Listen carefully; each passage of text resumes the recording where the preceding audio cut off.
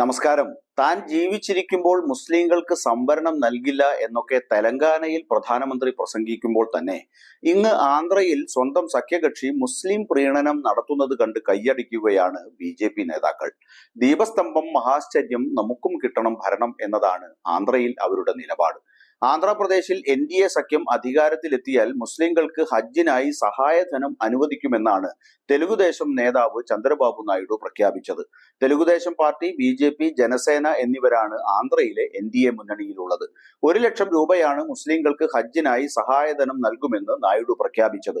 നെല്ലൂരിൽ മുസ്ലിം സമുദായവുമായുള്ള കൂടിക്കാഴ്ചക്കിടെയായിരുന്നു ചന്ദ്രബാബു നായിഡു ഇക്കാര്യത്തിൽ ഉറപ്പു നൽകിയത്. ഹജ്ജ് തീർത്ഥാടനത്തിനായി പോകുന്ന ഓരോ മുസ്ലിങ്ങൾക്കും ഈ സഹായധനം നൽകുമെന്നും അദ്ദേഹം പറഞ്ഞു.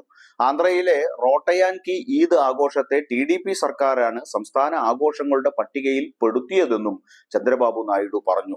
ഹൈദരാബാദിലെ മുസ്ലിങ്ങൾ മറ്റേത് സ്ഥലങ്ങളിലെ മുസ്ലിങ്ങളെക്കാളും മികച്ച നിലയിലാണ് ജീവിക്കുന്നത് എന്നും അദ്ദേഹം പറഞ്ഞു.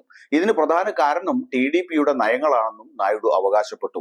TDP മുമ്പും NDAയുടെ ഭാഗമായിരുന്നു. എന്നാൽ ഒരിക്കൽ പോലും മുസ്ലിം സമുദായത്തിനോട് അനീതി കാണിക്കാൻ അനുവദിച്ചിട്ടില്ല എന്നും ചന്ദ്രബാബു നായിഡു പറഞ്ഞു.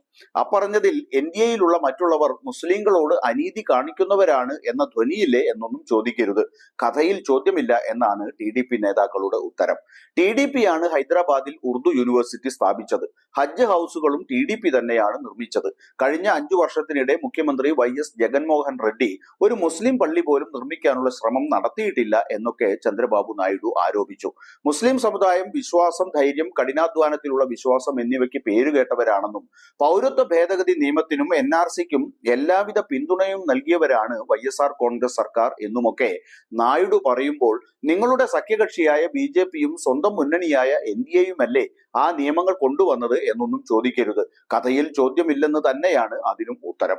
YSR കോൺഗ്രസ് കേന്ദ്ര സർക്കാരിന്റെ പദ്ധതികൾക്കെല്ലാം പിന്തുണ അറിയിച്ചവരാണ് എന്ന ചന്ദ്രബാബു നായിഡുവിന്റെ ആക്ഷേപത്തിനെതിരെ രൂക്ഷ വിമർശനവുമായി ജഗൻമോഹൻ രംഗത്തു വന്നു.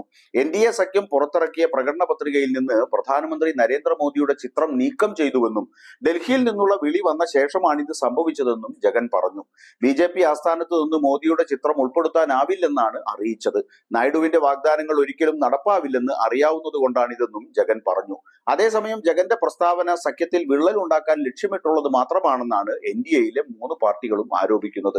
നേരത്തെ BJP സഖ്യത്തിൽ നിന്ന് പുറത്തുപോയി 6 വർഷത്തിന് ശേഷമാണ് നായിഡു NDAയിൽ തിരിച്ചെത്തിയത്.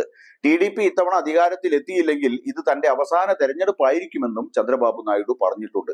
എന്തായാലും സഖ്യവും വാഗ്ദാനങ്ങളും ഒക്കെ പരസ്പര വിരുദ്ധമായി നിൽക്കുന്ന ആന്ധ്രയിൽ എന്തു സ്വീകരിക്കണമെന്ന ആശയക്കുഴപ്പത്തിലാണ് ജനങ്ങൾ.